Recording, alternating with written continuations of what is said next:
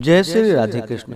आप सभी का आपके अपने YouTube channel VK Mishra present में बहुत बहुत स्वागत है। आइए आज आप सब सुनेंगे माघ मास महात्म्य कथा में 8वें अध्याय की कथा।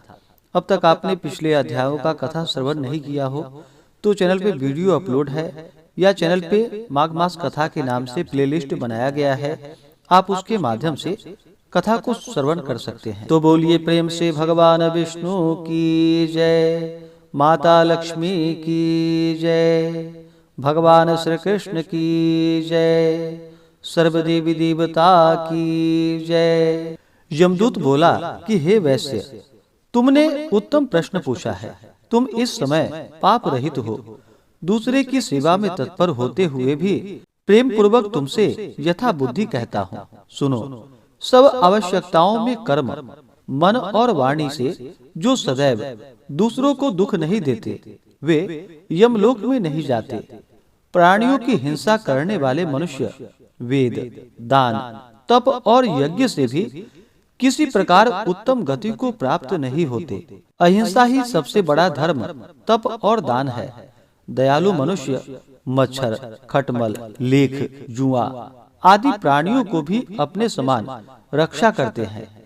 ऋषियों ने कहा है कि ऐसे मनुष्य जलते अंगारों से व्याप्त दुर्गम पथ को और भूतों प्रेतों की तरंग वाली यम यातना को नहीं देखते। जो मनुष्य अपने जल तथा थल के प्राणियों को भोजन के हेतु मारते हैं, वे कालसूत्र नामक नरक में दुर्गति को पाते हैं और अपने मांस का भोजन तथा पीव लहू पीते हैं और औंधे मुंह पांव की कीच में डाल दिए जाते हैं।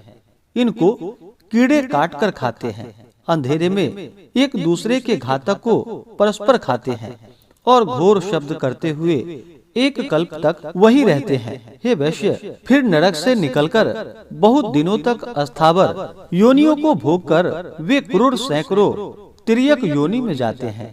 हिंसक व्यक्ति जन्मांध यानी कि अंधा, दरिद्र और अंगहीन जन्म पाते हैं। इसलिए हे वैश्य, दोनों लोकों में सुख चाहने वाले मनुष्यों को मन, कर्म तथा वाणी से दूसरे से द्रोह नहीं करनी चाहिए। हिंसक लोगों को सुख दोनों लोकों में नहीं मिलता है। जो किसी प्राणी की हत्या नहीं करते, उनको कहीं डर नहीं रहता। जिस तरह सीधी और टेढ़ी बहने वाली नदियां समुद्र में ही मिल जाती है, उसी तरह से सभी धर्म दृढ़ रूप से अहिंसा में ही प्रवेश करते हैं। हे वैश्य, जिसने प्राणियों पर दया किया वह सब तीर्थ में नहा चुका और सभी यज्ञों में उसने फल पाया। हे वैश्य, जो अपने वर्णानुसार शास्त्रोक्त धर्म का पालन करते हैं, वे यमलोक में नहीं जाते। ब्रह्मचारी, गृहस्थ, वानप्रस्थ तथा यति सभी अपने अपने धर्म में तत्पर होकर स्वर्ग में ही निवास करते हैं।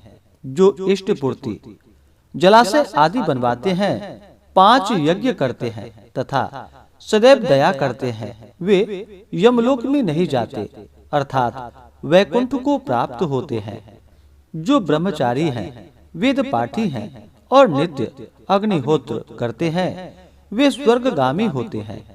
जो दीन वचन नहीं बोलने वाले सूरवीर, जो शत्रुओं से लड़ाई में मरते हैं, उनका वास सूर्य लोक में होता है। हे वैश्य, लूले, लंगड़े, बाल वृद्ध, अनाथ, शरणार्थी, ब्राह्मण तथा गरीब का पालन पोषण करने वाले स्वर्ग में सदा आनंद पाते हैं। कीचड़ में पड़ी गाय को तथा ऋषि ब्राह्मण का कल्याण करने वाले, गाय को चारा देकर सेवा करने वाले, बैल की पीठ पर नहीं चढ़ने वाले वैकुंठ वासी होते हैं।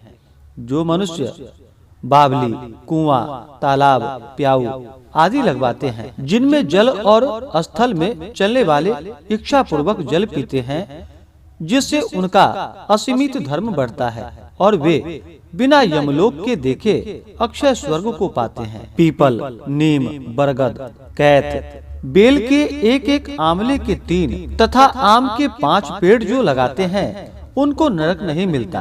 5 वृक्ष लगाने से अच्छा 10 मंजिल का घर नहीं, क्योंकि पत्ते, फूल, फल और मूल से पितरों का भली प्रकार तर्पण होता है। मार्ग में धनी छाया वाले लगाए हुए वृक्ष अग्निहोत्र स्त्री तथा पुत्र से भी विशेष फल देने वाले होते हैं। जो मनुष्य वृक्ष लगाता है वही दानी तथा सदैव आनंद करने वाला होता है। अच्छी छाया वाले फल तथा फूलों से युक्त मार्ग में लगाए हुए वृक्षों को जो मूर्ख काटते हैं वे चिरकाल के लिए नरक में निवास करते हैं। हे वैश्य, जिस घर में तुलसी का वृक्ष रहता है वह घर तीर्थ के समान है, जहाँ यमदूत निवास नहीं करते। तुलसी बोने वाले के पीत उसकी सुगंध से देवलोक में उतने ही हजार वर्ष रहते हैं जितने बीज और दल इनमें होते हैं। नर्मदा तथा गंगा में स्नान तथा तुलसी दल का स्पर्श, यह तीनों बराबर है। तुलसी की सेवा करने से वाणी, मन तथा शरीर से किए पाप नष्ट हो जाते हैं। हे वैश्यवर, हर एक पक्ष में द्वादशी के दिन ब्रह्मा आदि भी तुलसी की पूजा करते हैं। रत्न, सोना, फूल तथा मोती के हार के दान से 16वां गुना तुलसी पत्र का दान है। जो पुण्य 1000 आम तथा 100 पीपल बोने से होता है वह पुण्य तुलसी के केवल एक वृक्ष लगाने से होता है। जो तुलसी की मंजरी से हरि की पूजा करता है वह पुनः गर्भ में नहीं आता।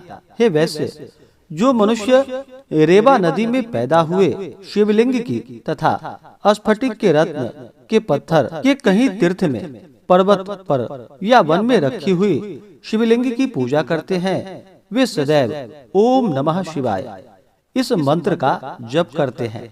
अथवा प्रसंग से शठता, अभिमान या लोभ से भी जो महादेव जी की सेवा करते हैं वे यमराज का दर्शन नहीं करते। शिव जी के भक्त शिव जी की पूजा में लीन होकर शिवलोक में 14 इंद्र के बराबर आनंद करते हैं। हे वैश्य, शिव पूजन के तुल्य पुण्य देने वाला, सब पापों को नष्ट करने वाला तथा सब कृतियों को देने वाला तीन लोक में कोई दूसरा कर्म नहीं है। जो शिव भक्त जनार्दन भगवान से बैर करते हैं वे निस्संदेह चिरकाल तक नरक भोगते हैं।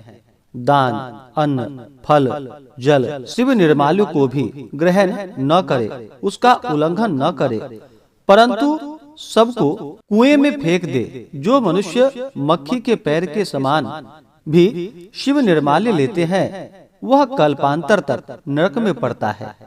जो तृण, काष्ठ या ऊपर का ब्रह्मा, विष्णु तथा महादेव का मंदिर या मठ बनवाते हैं वे मनुष्य इन देवताओं के लोक में बहुत समय तक निवास करते हैं। हे वैश्य, जो लोग धर्मशाला, गौशाला, सन्यासियों, ब्राह्मणों के लिए घर तथा गरीब दुखियों के लिए कुटी बनवाते हैं वे लोग इंद्र के भवन में वास करते हैं। इन स्थानों के जीर्णोद्वार से दुना फल होता है। जो इनको तोड़ता है वह अवश्य घोर नरक में जाता है। जो मनुष्य ब्राह्मण, देवता तथा सन्यासी के मठ, धन तथा गांव पर अधिकार कर लेता है वह सब धर्मों से बहिष्कृत होता है। उसके कुल, पुत्र और भाई नरक भोगते हैं। मठाधीशों का अन्न आदि अभोज्य है, इससे 21 नरक मिलता है। यदि इसका सेवन कर लिया है तो चांद्रायन व्रत करे। मठाधारी को स्पर्श करके वस्त्र सहित जल में गोता लगावे तो स्वर्ग की प्राप्ति होती है। ब्रह्मा, विष्णु तथा शिव के पूजन के लिए जो बगीचा लगाते हैं वे देवलोक में निवास करते हैं। जो मनुष्य सदैव माता, पिता, देवता और अतिथियों को संतुष्ट करते हैं वे अनंत समय ब्रह्मा जी के उत्तम लोक को जाते हैं। इस प्रकार से माघ मास महात्म्य कथा में 8वें अध्याय की कथा पूर्ण हुई। तो बोलिए प्रेम से भगवान विष्णु की जय, माता लक्ष्मी की जय, भगवान श्री कृष्ण की जय, सर्वदेवी देवता की जय। इसी प्रकार से अगर आप सब आगे के अध्यायों को सुनना चाहते हो, चैनल पे नए हैं तो चैनल को लाल बटन दबा करके सब्सक्राइब करें, साथ में बेल आइकन घंटी को दबाएं ताकि आने वाली वीडियो का नोटिफिकेशन आपको समय से मिलता रहे। वीडियो को लाइक करें, शेयर करें। सुखी रहें और स्वस्थ रहें। जय श्री राधे कृष्ण। धन्यवाद।